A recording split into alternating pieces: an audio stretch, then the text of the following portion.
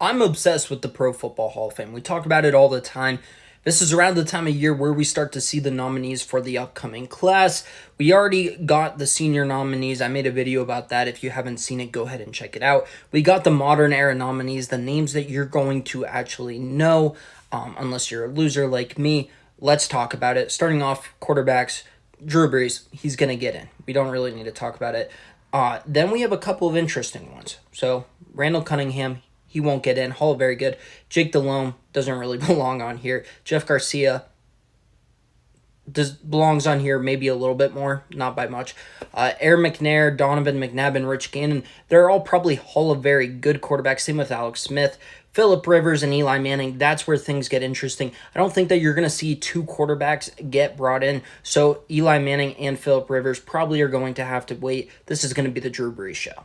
Moving on to the backs, looking here, I'm not sure if any of these guys get in. There are a lot of guys who I think are deserving. We actually have a few pure fullbacks. I don't know if a pure modern day, 2000s, 1990s fullback has ever made it. Mike Allstott is probably one of the most popular players in NFL history.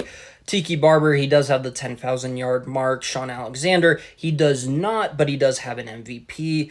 Arian Foster, not Adrian Peterson. Adrian Peterson will get in, no problem. Priest Holmes, I think he has an argument. A lot of these guys have arguments. I think LaShawn McCoy gets in eventually. Fred Taylor has been waiting around forever. I think Jamal Lewis and Mark, good portion of these guys, I think, deserve to be in Canton.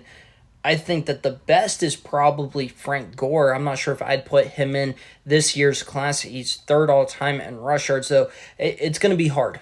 And I know I'm getting old because I'm starting to recognize every single name on here. This is probably the first year in a while where I recognize everybody. Means I'm getting old.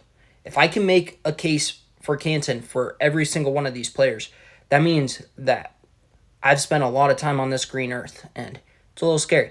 Frank Gore, he's the only one that I really think has a realistic shot this year.